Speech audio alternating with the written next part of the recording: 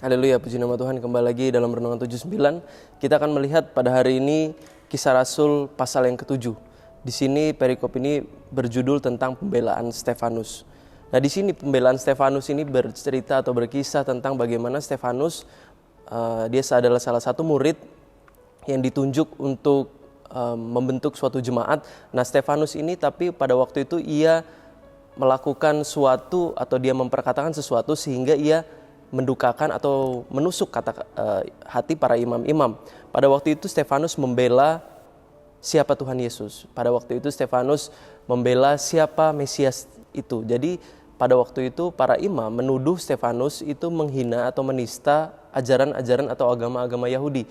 Sehingga karena pada waktu itu ajaran Yesus dianggap menentang atau berbeda dengan ajaran agama Yahudi pada waktu itu. Sehingga orang-orang atau para imam itu yang membunuh Yesus pada waktu itu, mereka juga marah kepada Stefanus. Kenapa Stefanus masih mempertahankan Tuhan Yesus? Nah, akhirnya setelah Stefanus menjelaskan siapa Tuhan Yesus, setelah Stefanus menjelaskan bahwa bait Allah itu akan berpindah ke dalam hati, bukan ke dalam bentuk bangunan lagi, akhirnya Stefanus di ayat-ayat yang terakhir dikatakan bahwa Stefanus akhirnya ditimpuki batu sampai Stefanus mati. Walaupun Stefanus pada waktu itu ia sudah menjelaskan dengan sedemikian rupa, sudah menjelaskan, memberikan keterangan-keterangan sejarah kebenaran bagaimana bangsa Israel dibimbing keluar oleh Allah sampai akhirnya ada nubuatan-nubuatan tentang Tuhan Yesus. Karena Stefanus meyakini bahwa Yesus itu adalah penggenapan daripada perjanjian lama. Tapi para imam tidak percaya kepada Stefanus dan akhirnya mereka menolak kebenaran itu, mereka tidak percaya atas kebenaran yang dikatakan oleh Stefanus, akhirnya mereka membunuh Stefanus. Tetapi salah satu kata-kata yang sangat menusuk hati para imam-imam adalah ketika Stefanus menegur para imam. Dikatakan pada Kisah Rasul 7 ayat yang ke-51, "Hai orang-orang yang keras kepala dan yang tidak bersunat hati dan telinga, kamu selalu menentang Roh Kudus sama seperti nenek moyangmu, demikian juga kamu." Setelah Stefanus mengatakan hal demikian, itu dikatakan bahwa perkataan tersebut sangat-sangat menusuk hati para imam sehingga mereka menimpuki Stefanus. Tapi tidak hanya Stefanus, Yohanes Pembaptis pun dia pernah dibuang ke dalam penjara setelah dia menegur Raja Herodes. Peristiwa tersebut ada dalam kisah dalam Injil Lukas 3 ayat 19-20 dikatakan bahwa ketika Yohanes Pembaptis menegur Raja Herodes, maka Herodes menambah kejahatannya.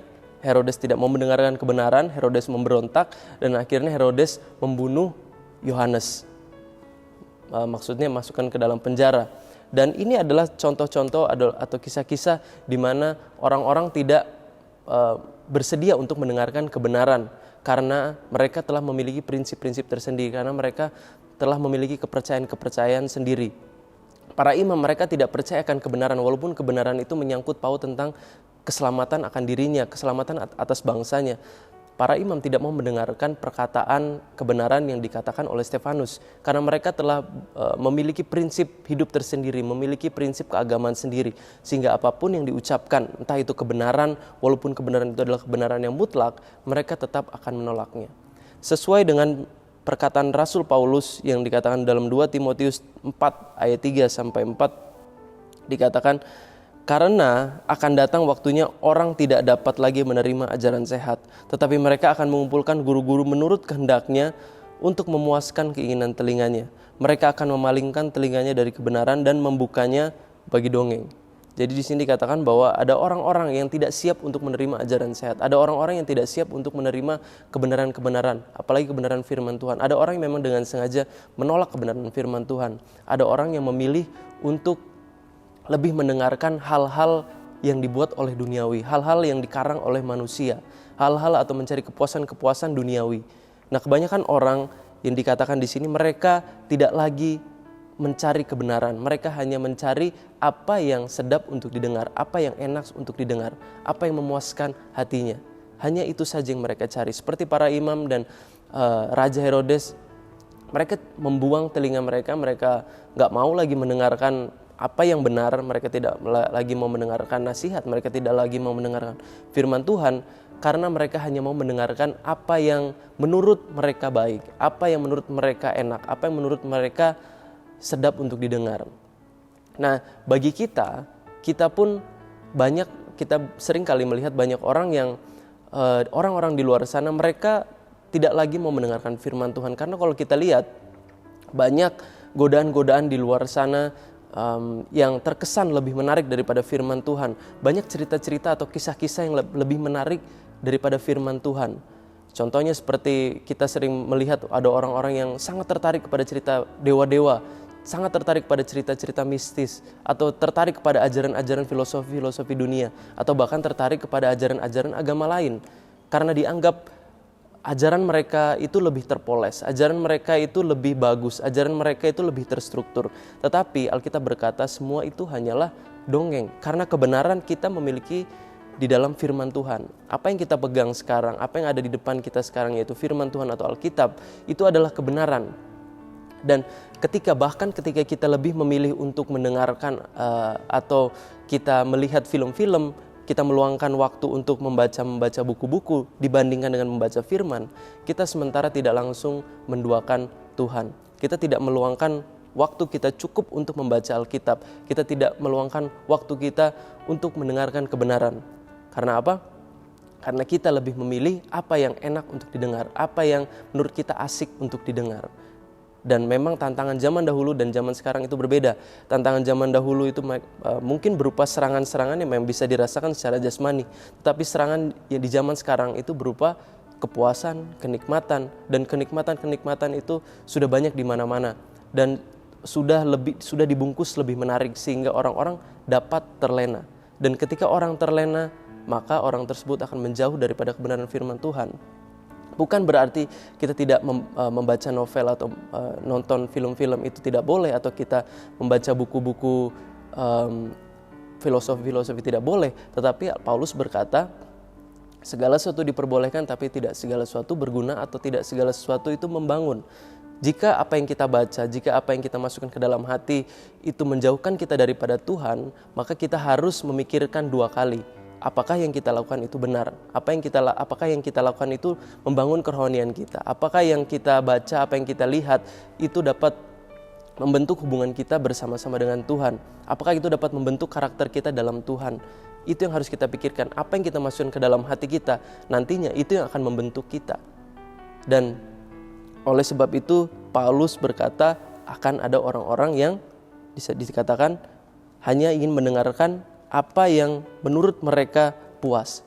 Nah, Stefanus belum dia dibunuh, dia berkata bahwa tentang sunat hati dan sunat telinga. Apa yang dimaksud dengan sunat hati dan sunat telinga? Artinya adalah memisahkan diri kita atau membuang kotoran-kotoran yang ada dalam kehidupan kita, membuang hal-hal yang tidak kudus dalam kehidupan kita, menjaga kehidupan kita. Dan sunat hati atau sunat telinga itu yang Tuhan mau. Karena dalam Kolose 2 ayat 11 dikatakan, dalam Dia kamu telah disunat, bukan dengan sunat yang dilakukan oleh manusia, tetapi dengan sunat Kristus yang terdiri dari penanggalan akan tubuh yang berdosa.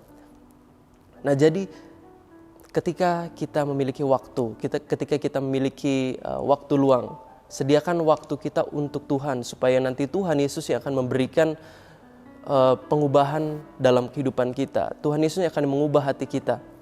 Ketika kita memiliki waktu kosong, sediakan itu untuk membaca firman Tuhan. Sediakan itu untuk berdoa. Sediakan itu untuk merenungkan firman Tuhan. Izinkan Tuhan Yesus masuk ke dalam pikiran kita, masuk ke dalam hati kita, sehingga Tuhan Yesus sendiri yang akan mengubahkan. Tuhan Yesus sendiri yang akan menguduskan. Tuhan Yesus sendiri di sini dikatakan, Dia yang akan menyunat hati kita dan menyunat telinga kita. Dia yang akan membersihkan segala kotoran yang dalam kehidupan kita. Dan kita akan dikuduskan. Dunia di akhir zaman ini kita tidak tahu kapan Tuhan akan datang. Tetapi ketika Tuhan akan datang ke dunia ini, Tuhan akan melihat apakah kita bagian daripada 5 wanita bijak yang telah mempersiapkan kekudusan, telah mempersiapkan minyak itu untuk kedatangan Tuhan, atau kita adalah wanita yang bodoh yang tidak mempersiapkan kedatangan Tuhan. Nah, Tuhan ini pada zaman sekarang akhir-akhir ini Tuhan ingin mempersiapkan umat-umatnya untuk kedatangan Dia yang kedua kali. Oleh sebab itu pas ini adalah waktu 40 hari 40 puasa bagi siapapun. Kita yang berpartisipasi dalam 40 hari dalam berpuasa. Puasa tidak berbicara tentang makanan dan minuman, tetapi puasa juga berbicara tentang memotong atau mencegah atau memisahkan diri kita daripada kenikmatan-kenikmatan dunia yang bisa berupa sosial media, bisa berupa kita menonton film, bisa kita melihat YouTube atau melihat internet, atau bahkan mendengarkan hal-hal duniawi, mendengarkan musik-musik duniawi. Yang menjadi intinya adalah ketika kita menyediakan waktu kita khusus selama 40 hari ini untuk Tuhan, membersihkan pikiran kita daripada Tuhan, menguduskan, memisahkan diri kita daripada kenikmatan-kenikmatan duniawi, maka ketika kita selesai daripada 40 hari puasa, maka ada sesuatu pasti yang besar terjadi dalam kehidupan kita. Pasti Tuhan akan mengubahkan kehidupan kita. Yang jelas kita meluangkan waktu kita lebih daripada kepuasan-kepuasan duniawi dan sediakan waktu untuk Tuhan sebaik mungkin. Tuhan Yesus pernah berkata bahwa akulah roti hidup. Barang siapa datang kepadaku, ia tidak akan lapar lagi, dan barang siapa percaya kepadaku, ia tidak akan haus lagi, karena dia adalah roti hidup dan air hidup. Salah satu permasalahan kenapa manusia gampang sekali tergoda, ada salah satu orang berkata bahwa manusia terlalu gampang untuk dipuaskan. Maksudnya ketika manusia melihat suatu hal yang menarik sedikit, ketika manusia melihat hal yang menggoda sedikit, manusia langsung terlena dan manusia langsung terikut kepada kepuasan-kepuasan duniawi. Padahal Tuhan Yesus telah menyediakan kepuasan atau kenikmatan yang sempurna, kepuasan yang tiada akhir. Tetapi kita sayangnya manusia, kita sangat mudah terlena dengan kepuasan-kepuasan yang ditawarkan oleh dunia ini. Oleh sebab itu dikatakan manusia gampang sekali untuk dipuaskan. Artinya kita kurang haus, kurang lapar mencari kebenaran firman Tuhan. Tetapi ketika kebenaran firman Tuhan itu atau Tuhan Yesus sendiri ada dalam kehidupan kita, ketika kita sudah merasakan hadirat Tuhan Yesus dalam kehidupan kita, maka kita pun tidak akan lagi mencari kepuasan-kepuasan atau kenikmatan-kenikmatan di dunia ini. Karena Tuhan Yesus yang akan mengisi segala kekosongan dalam kehidupan kita. Jadi sediakan waktu untuk Tuhan, sediakan waktu untuk baca Alkitab, sediakan waktu untuk menguduskan diri, sediakan waktu khusus untuk diri kita dan Tuhan secara pribadi. Kita akan berdoa. Terima kasih Tuhan Yesus, terpujilah nama-Mu. Ya Tuhan, kuduskanlah kami dengan kuasa darah-Mu, dengan Roh Kudus-Mu, tuntunanlah kami. Biarkan kami menjadi orang-orang atau umat-umat-Mu yang siap menjadi iman-iman yang kuat, supaya kami dapat menyambut kedatangan-Mu Tuhan, supaya Engkau mendapati kami dengan kudus. Terima kasih Tuhan, dalam nama Tuhan Yesus Kristus. Haleluya, amin.